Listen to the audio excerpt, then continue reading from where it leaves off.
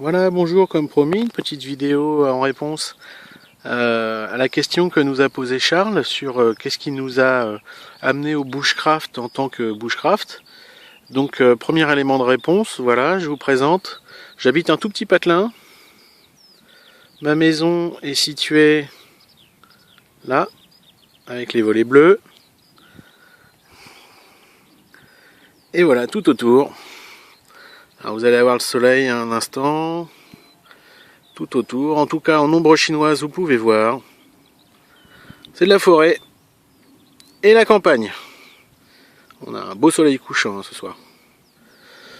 Voilà, donc déjà la proximité.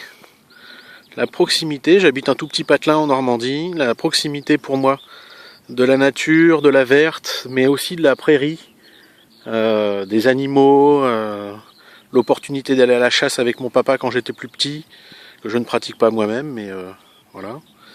Et bien tout ça, ça m'a déjà familiarisé avec la nature. Après, pour ce qui est du bushcraft en lui-même, je le pratiquais quand j'étais petit sans savoir que ça en était. On n'appelait pas ça du bushcraft, on appelait ça aller se promener dans la nature.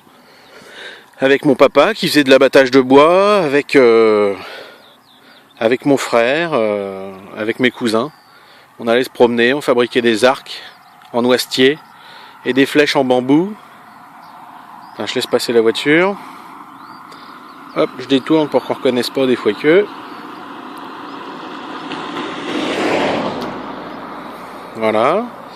Et puis voilà, on se promenait, on faisait des feux, des cabanes, et on n'appelait pas ça du bushcraft, mais ça y ressemblait déjà dans l'esprit. Ce qui m'a vraiment amené au bushcraft, en fait, c'est l'amour des couteaux.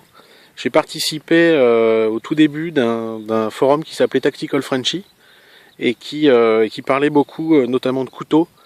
C'est comme ça que j'ai découvert les émoutures scandinaves, et les couteaux qui étaient dédiés à une pratique que je ne connaissais pas sous cette définition-là, qui était le bushcraft. Alors ça a été mon premier contact avec le terme anglo-saxon. Et après, je me suis intéressé toujours par les couteaux et sur les vidéos YouTube, aux vidéos que faisait Ray Mears et aux vidéos également de AZ Bushcraft faites par Andrew Price. Ce qui m'a vraiment convaincu de continuer à m'exercer dans cette pratique qui est le bushcraft. Voilà, ce qui m'a amené à tout ça. Et puis après, j'ai participé également à cette petite communauté qui est la page du bushcraft francophone, la page YouTube, la page Facebook. Donc voilà un petit peu, une petite réponse toute courte. Pas mal en contre-jour, mais voilà. Donc je fais un petit tour vite fait. Hein. Voilà la campagne. Donc derrière, c'est beaucoup de plaine. Et par là, malheureusement avec le soleil, ce qui fait que vous ne pourrez pas tout voir. Ah, si je cache le soleil peut-être? Non, même pas. Pleine nature. Pleine forêt. Quelques beaux hectares de forêt. L'avantage également d'avoir un lopin de forêt qui appartient à mon grand-père, donc à l'intérieur duquel je peux faire plus ou moins ce que je veux sans être embêté par le garde-chasse ou le garde forestier.